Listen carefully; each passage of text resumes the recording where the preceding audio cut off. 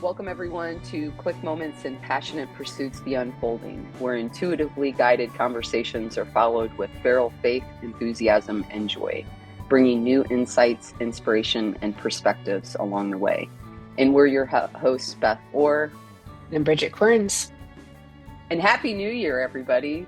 We're Woo! so excited to be back. Woo! We've got energy. We are ready to go this new year.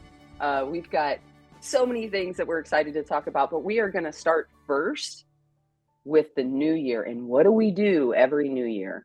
We make what? Resolutions. Resolutions.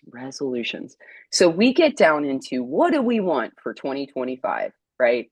And we do this like maybe on New Year's Eve or New Year's Day, but research shows that by the second Friday of the new year, which is like January 10th, most of those resolutions are done, right? So we have a vision, somewhat vague. We've got the what, but we don't even know why we want it. We don't have a sense of, is this really what we want, or is this what we're told that we want? We don't do that deep dive. So today we're going to talk about having what we can do to have skip the resolutions. What do you want with your life? What do you want to do? This is the perfect time to have the conversation, but don't let it be the only time all year that we have this conversation, right?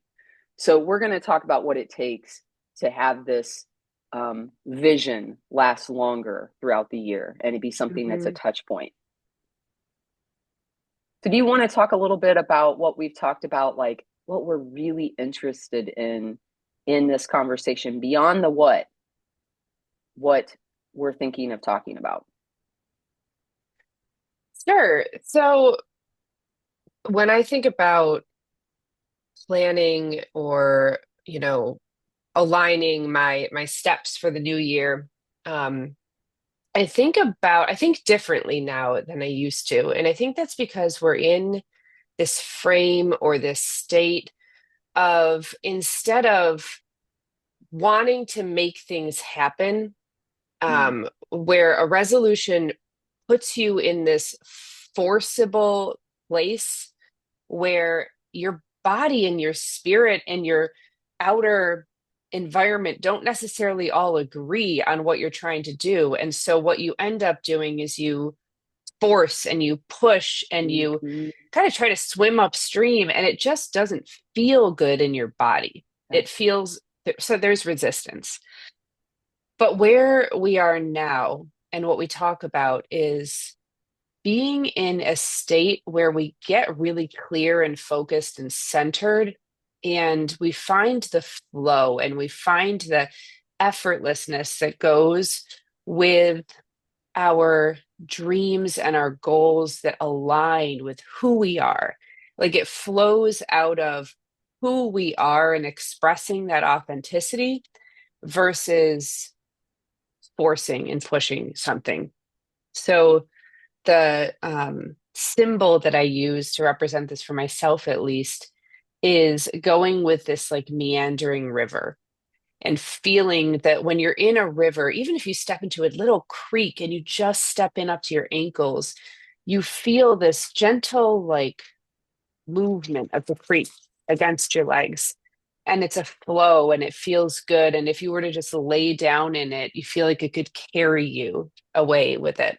That's the feeling of being in a space with your dreams and your goals that is aligned and that is right. That's the difference in the feeling in your body, at least. Yeah, I love that. I love that when you said finding the flow or it's effortless. I think what I'd like to talk about with that is sometimes people say, well, but how can I tell if it's mine, right? How can I tell? They'll ask, like, how can I tell if something that I'm feeling that I want to do is mine, something I cooked up, or something that is like more universal alignment, which means that it's not that it's outside of me, it's that the universe is, when we're in universal alignment, it's something in us that we deeply are created to and cultivated and want to do more than anything. And that's uniquely ours. And so when we're in that flow, it has a Mhm. quality to it and an energy of not no effort, effortless. Like it's Mhm. not no effort. It's Mhm. that you almost don't even realize that you're efforting. Mm. You don't even realize it because you love it so much you forget you're working. And so that's what people say when they say do something you love because you'll never work a day in your life. It doesn't mean that you'll never work a day in your life. It means you it won't feel like what we've always been told work has to be, which is arduous and demanding and Mhm. depleting. Instead, when we are uniquely aligned with something that aligns with us, that's what God wants for us. God's like, hey, you and I, we cooked up something before you ever even got here. And so those little seeds were inside you, and you found the seeds and you nurtured them. You put the proper light on them. You put the proper nutrients on them and water, and you cared for them and you brought them to light. And what that means is you listened in the world to the things that you went, what's that? I want to try that. Ooh, I'm interested. And you kept following it. And it doesn't mean sometimes people think when they follow those things and they don't work out, they're like, oh, I made a mistake. No, you didn't. You checked it out. And you were like, nah, not that. Or, ooh, not that, but I like this one quality of that. And I want to try to find something else that blends that quality with this other thing that I like. Ooh, I'm getting closer. And it's Mhm. always turning and leaning in and saying, what's to be mined from this activity? What can I learn from this? And then pruning. And it's like adding it all together. It's almost like you have 5,000 puzzles out and you're parceling out which goes to what. And you're trying to put the pieces together. And when you finally get your puzzle, it's like you've got it from here and there and here and there, but Mhm. now this is your puzzle. Yeah, so I've got some qualities that I wrote down when you asked that. That was a great question. How do we recognize the quality of flow? And I added on, how do we recognize the quality of flow in our bodies? Because we're so tactile and sensory.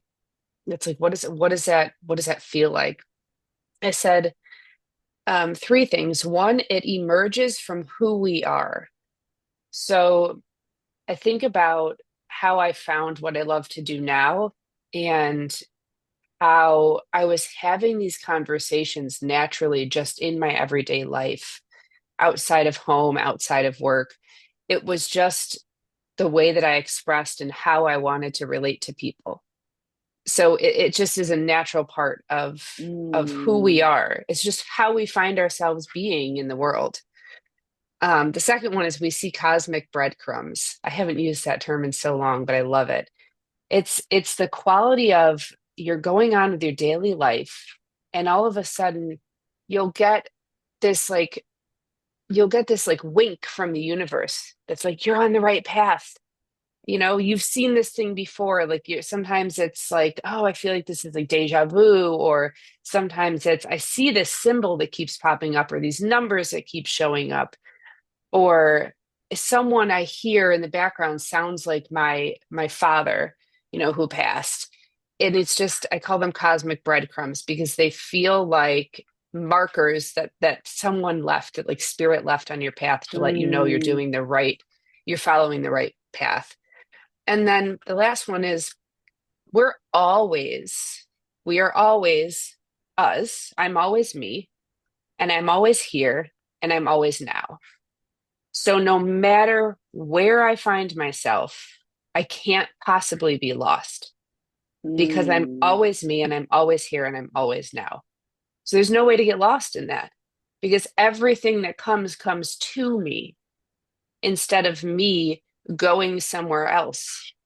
It's always here and I can always be centered in that. Yeah. So that's my thoughts around how do we recognize. Yeah. Oh, I love that. I love that. And what you're describing, because to me, there's three things that we're going to talk about today, right? When it comes to resolutions, just so that the viewer and listener can track, what we're thinking. Number one, we're talking about the what, right? We're talking about what it is and how we tell in our body what is ours, right? So we're talking about there's a knowing, there's the sentient, intuitive knowing, and then there's part of knowing is in our body, but there's like little clues that we can feel because it takes a while to trust our intuition and trust our body and know that we can follow it and to practice that. But it also has some clues in our body, and the beautiful thing is that it feels good. It feels right. We actually have to convince ourselves not to follow it most times. That's where the pain and suffering comes in. We know what we want to do. We just don't know how, in this world that we live in, we do the thing that our spiritual body knows to do, right? Our spiritual body knows to do these things, but our human self is like, but how do I do it out here? Like, yes, I can do anything over there, but how do I do it here? And we get bogged down in our bodies. We forget we're infinite potential. And we say that, and people are like, oh, yeah, we're infinite potential. No, we really are. We are genuinely linked to infinite potential, and our brain tells us this we have this misguided perception that we are not capable of all the things that we actually are capable of. So it's an illusion, right? So if we can recognize that we do have all of those capabilities and everything our soul wants innately is the mission, like it's what's going to give us great happiness and satisfaction because that's truly what we're here to do. And this life stuff is just a space to bring it forth. It's not that life stuff is the number one, and then we get little moments here and there that we bring out the spiritual stuff. It's the orientation is flipped. And so being in that orientation of the what allows for us to come up with what number two is our why. Why are we coming up with this vision? And I think that why we abandon it so quickly is some part of us knows it's not bold enough. Mhm. It's like we're playing small. Mhm. We're like, oh, I want my body to have a six pack. Okay. Like, fine. It's fine if that comes from a space of I want my mind, body, and spirit to be the strongest so that I can be the best vessel I can be so that I can accomplish this thing that I'm here to do. But if it's just that you want your body to have a six pack for some arbitrary reason that doesn't matter to your soul, we will abandon it because we know it's rubbish, that it has no meaning to it. Yeah. It's Yeah. passing it's like no different than buying a sweater. Okay, have fun buying that sweater,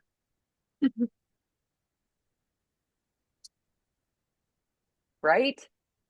Like, Yeah. so when we That's start good. to get into our why will anchor us into a, it will ground us into a goal that we are so excited about, we won't abandon it. Mm. So what do I want now in this moment for this year that's so compelling to my spirit? My why is so strong. I want this so much that you couldn't possibly convince me not to do that. When we are convincing ourselves to do our New Year's like visions, we are not doing the work when Yeah. we stop week two. Yeah. I got more to say, but I'm pausing. Well, you gave us a what and a why, and what's part three? Part three is once you have your what and that clear vision and you know why you're doing it, then you're in a space of allowing. There we go. You're allowing for what is in the universe that you two have cooked up. that you have co-created, you don't have resistance because it's not something that you have to push against. It's something that you too want more than anything. For Mhm. real. For real. You want this more than anything. Mm. And you've been honest with yourself. You're not like, oh, I'll take this thing because I think I can get it. Right. This is the big, I have to say this. I have to say this. Okay. Mhm. We try on pre made visions because there's clarity to it. And let me give you an example. A longer vision is, hey, I want a college degree. So when you go in and you talk to the college says to you, here's what you need to do. The first semester, you're going to take these courses. And the second semester, you're going to take these courses. And I see the vision for the next 4 years. And it's pre made, it's done for you, and there's guarantees. So you're like, yeah, I'm gonna do that, right? That thing, right? You haven't tried it on, you haven't felt it, you don't know how it would be to do it, but somebody says, hey, this is something that you can do, and you've kind of put it in your mind, and you're like, I'm gonna try that. Now, what's beautiful about these pre-made goals, like even like the six-pack abs, you know, people have told you what it's going to feel like, what it's going to look like to experience that thing, right? You know how much money you're going to make in this job. You know what it's going to be efforting, what, you know, over the next few years. But when you do a universal goal, right? That goal is ambiguous. There's no guarantee. It's unclear. You often only have the first step, right? You only have the first step in front of you. And so you just know this feels right to go in Mm. this direction. I have no idea how it's going to Ah. happen. Oh, I have no yes. idea how it's going to happen, but it feels right. Yeah. Yeah. This is great. I love that Bobby decided he Bobby's wanted just to be like, part of. He's like, "Yes, I yeah, would like to be on this video cast today." What hey, you Bobby. said just clicked with me, because I was thinking I had just written down free will and energetic alignment. And what you just said flows like beautifully into that. The idea of when we get ourselves clear, because we are these human vessels. And we're universal substance and spirit in a human vessel.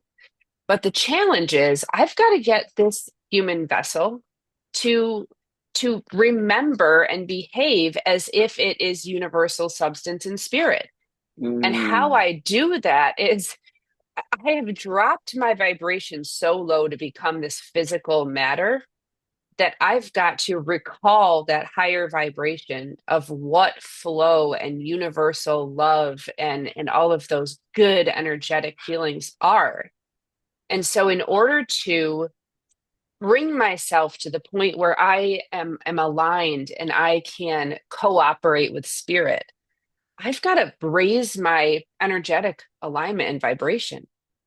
And then when I do that, then spirit can work in tandem with my free will. My free will says, yes, this is what I want. I'm clear. I remember I want this for mm, myself. I set this goal. You and I were working together towards this. And then the universe is like, we're rushing in with every resource we've got for you because you're in that flow. You stepped into that current that's going to carry you there. It's like I just got this vision of, we talked about being in the creek earlier. It's like, okay, so first I stepped into a puddle and I was like, ooh, a puddle has water and water is moving, but it's kind of stagnant. It's not really going very far. But I remembered this little bit of what it's like to be in that. And then I saw a creek and I was like, oh my gosh, a creek. Look at that. Look at the water. It's bubbling. Oh, it's so exciting. So I stepped into the creek and I was like, ooh, I like the feel of this. This is going somewhere. I could follow this. And then I see a river and I'm like, oh my gosh, break out the kayak. Let's go. I'm so excited. And I get in my kayak and I get in the river and we're taking off. That's that's the difference. Like that's how universe works with us. It's like on your time, when you're ready. And it gives us little nudges and reminders and it shows us the puddles and the creeks and the rivers and the waterfalls when we're ready for them. And it's all in the right timing because again, we're all here right now. So there is no wrong timing or no wrong place. But that's how that's how we get in that alignment and that flow with spirit. We remember and we raise our vibration and we take steps to get towards that flow and that powerful surge of just being totally in connection and moving with it. I love that you gave the visual, like along the way of, you get in a kayak because you're in this river that's going so fast. And so what you reminded us of is that sometimes we're going along and we've got to have more knowledge and we've got to gear up, right? And so you wouldn't just jump in the river. That's like, you don't get to the other river and then just say, oh, I'm just going to float like I've been floating, or I'm just going to stay in the tube that I was in that was sufficient for this last one. Oh, I actually need to get a kayak, and I need to get a river kayak, and I need to know how to use it. I need to actually know how to turn upside down in case I get turned over, and do the skill to go back up, and know how to do my paddles. And this kayak's a little different than the tube. It's like you have to prepare, you have to have knowledge, you have to gear up. And that's some of the timing. Sometimes we want something, and let's say the path doesn't require gear, but it requires knowledge. And we want to go down a path that requires more knowledge, but we haven't gotten the knowledge yet. The universe can't give us what we're asking for because we're not prepared. We have to have the next step, could be something just as gentle in the universe as read this book. And then when you read that book, it's going to give you some information that you need, that you're going to read and go, hey, call this company because they're going to have the next thing you need. And then you call Hmm. that company and that company says, hey, we have classes on such and such date or such and such date. And you realize, oh, I'm going to go to this date. And then you go to that date and Dave's there, and Dave's a guy that you needed to connect with because he's got some information that is beyond the class, but specific to you. And you can't believe you chose this class intuitively because you were going to go to that class, but this class stood out. You start to pay attention and know that I don't know why the class 2 weeks further when I want to do it right now is the one I'm supposed to go to. But I trust that if I try to make it the 2 week sooner one, I trust that it's actually not for me when everything in me says this class. You start trusting that sometimes you get quicker down a path based upon the right space at the right time versus the quickest space now. Like sometimes the now path is us pushing something that isn't right, and we know it. Something in us Hmm. says that quality, sometimes it's not this, and that gets us there.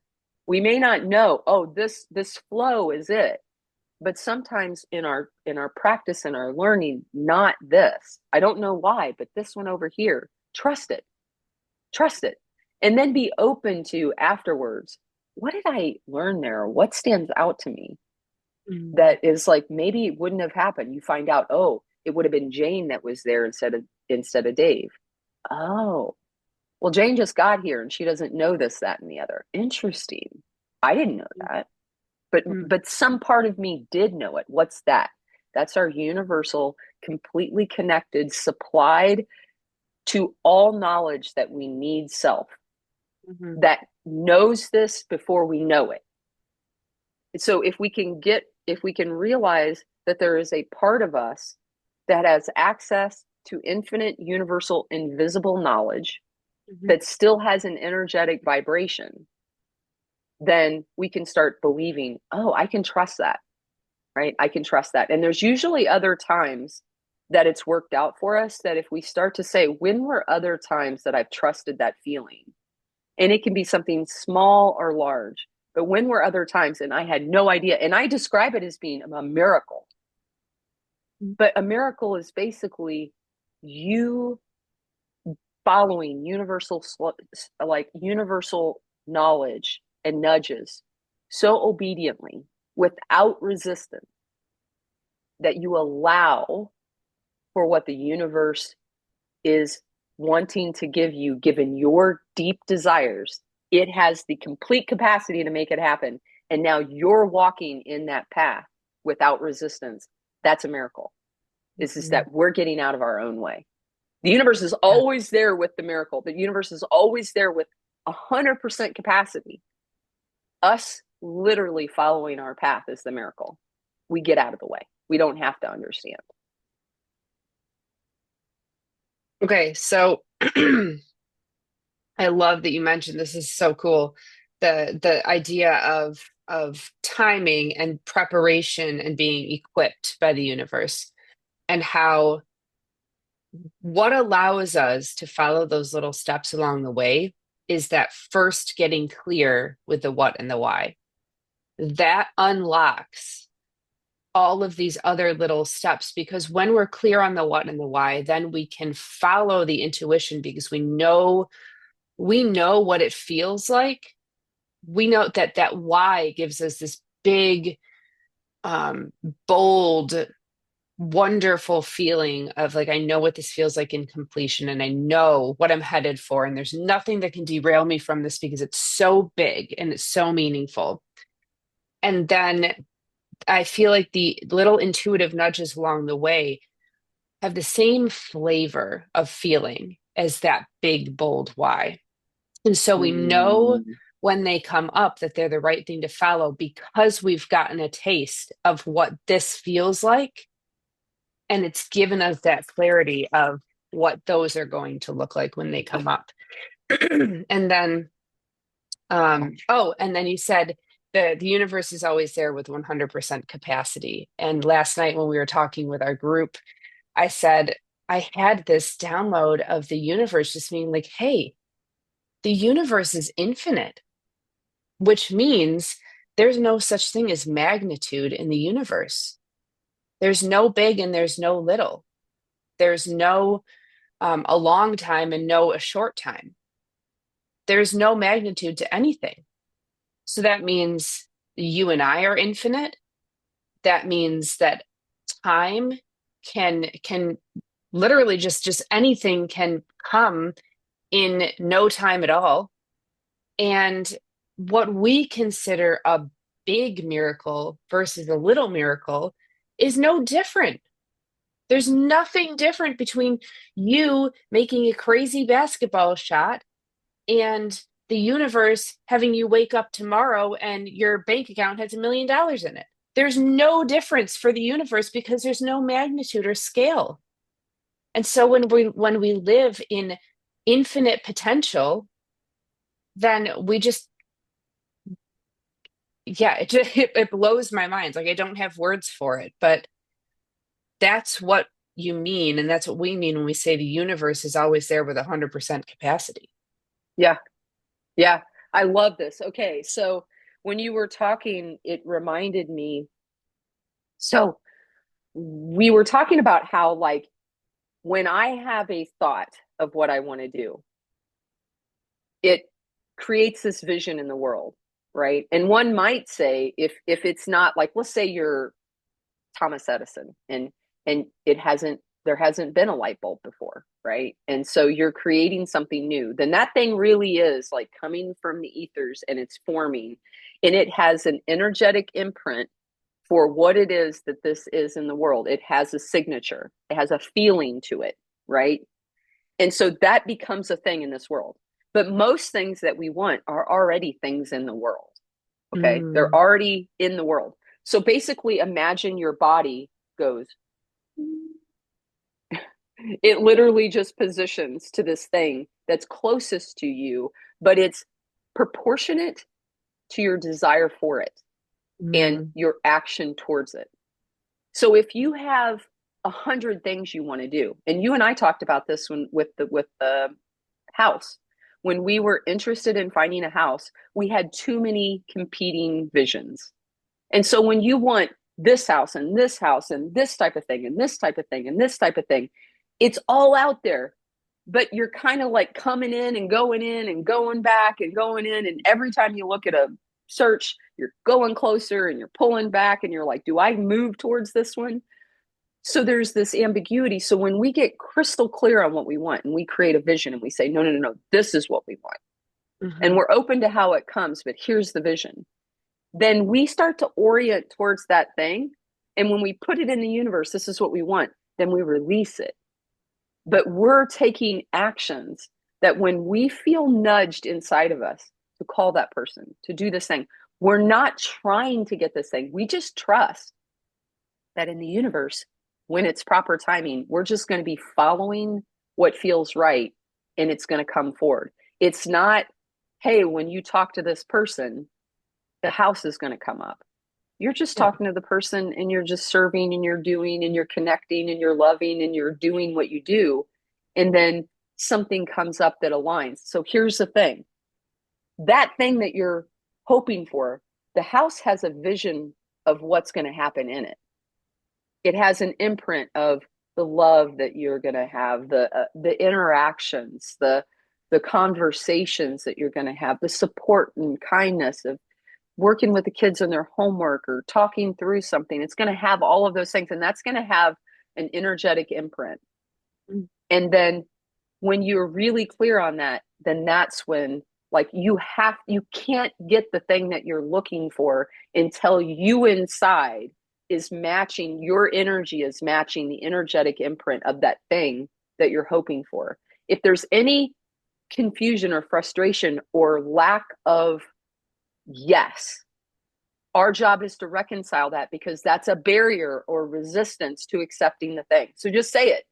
I'm not sure I can afford, if whatever it is, however much money a month it is, I'm not sure I can afford it. Well, then reconcile that. What are you going to do?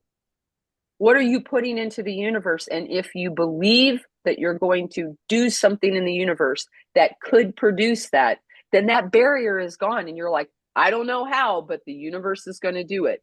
Do you believe that? Do you believe that? We're going to pause there for a second. Do you believe that? Because the moment that you believe it, that you really know that it can happen, that the universe does provide infinite resources, that the universe is right there with you, with the ancestors and the ascended masters and the people who have energy to help you when you're on your path. Do you believe that?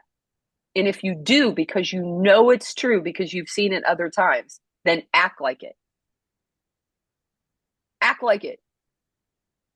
And when you start acting like it and you believe it, that's when it will happen. But it will be in that timing and you'll be ready then. And anything sooner is the universe not being kind to you because you're not ready for what you want or what you think Yeah. you want. Yeah. You're not ready. You won't have what it takes to sustain it or keep it. And the universe wants you to be successful. Mhm. Wow. The only thing that I wanted to add on to this was, and you tiptoed close to it, and then we got Yeah. along this path, which was beautiful, is that also when we are part of this infinite universe and the infinite capability of the universe, what we know is that consciousness did not arise out of physical matter. Consciousness is the seed of everything that has arisen. And so we have to be, by, just by simple deduction, we have to be consciousness. And so the capacity of consciousness to create everything that we experience is inside of us. We are that same thing. We are the same substance as universal consciousness, as God, as spirit. Everything that we experience, if God is everything and is everywhere, then we are within that and we are that. So, of course, then, if we believe that everything that is created came from God and is part of God, then we have the same capability and we have responsibility. Now we're responsible to understanding and properly using our capability to think and to believe, and knowing that anything that we speak or believe or think then becomes. And the Bible talks about this. It actually says to choose your words wisely because your words create things. And it also says that in the beginning was Word, and the Word was with God, and the Word was God. And everything that was created through the Word. So be careful and understand that you are uniquely powerful to create. And whether you want, whether you want that power or not, you have it. And so now that you know that, what are you going to do to be responsible to the ability that you have to create, to co-create with God, your Mhm. circumstances and your external world and your health and your relationships? You're creating all of those all the time. So guard your vibration and your belief and your thoughts because those are always spinning off little universes of creation all over the place. Yeah. Yeah. And and as you're talking about this, I think it's really important to say to people, like, you can on any of it. And if you have something, I've known people before who maybe have restricted capacities, or they have certain, like somebody who maybe doesn't have the ability to stand, right? Or doesn't have, like, isn't able to walk or something like that. So you envision this capacity, and you're like, well, that's really mean to say I can't, right? And here's the thing I would say: there are things that I envision that I wish for, but they're not mine in this life. There are things that I try on, but there's a unique quality to something that's mine in this life. It has a life to it. So I would encourage every Mhm. single person to ask themselves if we are walking into what is ours in this life, or if we're trying to push something that is not ours in this life, right? There's a unique lesson and learning that we all have, and they've been different in our different lifetimes, right? So realizing that when something is for you and you want it more than anything, and you say, oh man, I want this so bad, you can do it.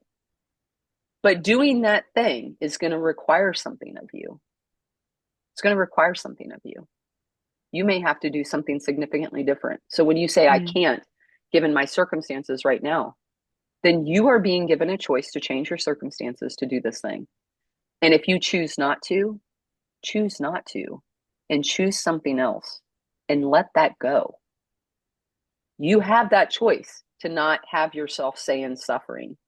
So I really believe I have hundreds of iterations of myself that I could have been in this lifetime. And I could choose any of them, and that would have been right for me Mhm. because of who I was at that given juncture. You get to choose again and again and again. And what I will say to people is this: is that if it's for you, it never releases you. Mhm. It could be when you're 10 or when you're 70. When you do it in this lifetime, it will be worthy and valuable to you, and you didn't miss anything. You learned something along the way that you obviously needed, and so we can let ourselves go. Like, I think it was Martha Stewart that was like 52 when she created her empire. Like, she Mhm. didn't even do it before then, right? So she was like in her 50s when it happened. We can choose over and over what we want to do, but we can also let things rest. And so if there's competing demands like that we have, maybe we just try on something. And why does it have to be so serious and in totality? What if you buy that house and you're like, in a year, you're like, yeah, I didn't want that land that I thought I wanted. I thought I wanted a 20-acre land, and that was a pain. Okay, you did it. It didn't Yep. work. Do something else. You're not Yeah. stuck with forever. And we've got to get to this place where we get to be curious, and everything isn't so serious that it's considered to be a right and a wrong decision. It's what's right now. And is this right for me right now? And what did I learn? And did I adjust and change? Or did I stick with this decision that I don't like? What if that's part of it? Is allowing you to become the version of you that can catch and release, Mhm. that you can say, yes, I got this thing. Wow, look at what I caught. and I'm going to let it go so I can hold something else that I can't hold at the same time I hold this, right? Yeah. Mm. I like to say our can'ts are really two different things in disguise. They're an I don't want to or an I need help.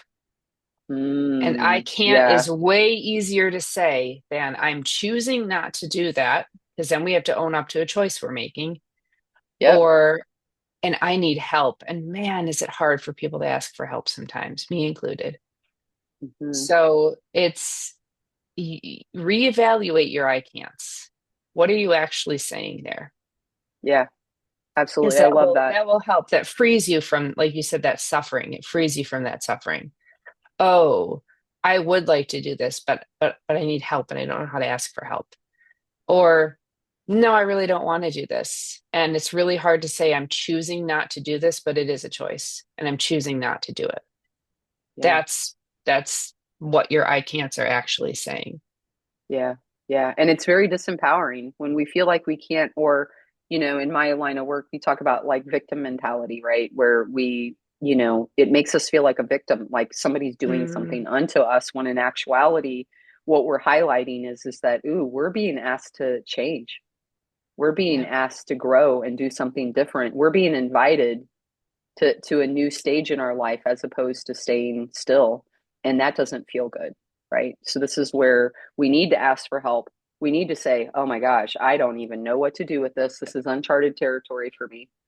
Hmm. But we get into so so kind of getting back around to the topic of we're being invited in this season to Hmm. come up with our what. We're inviting you to come up with the real what.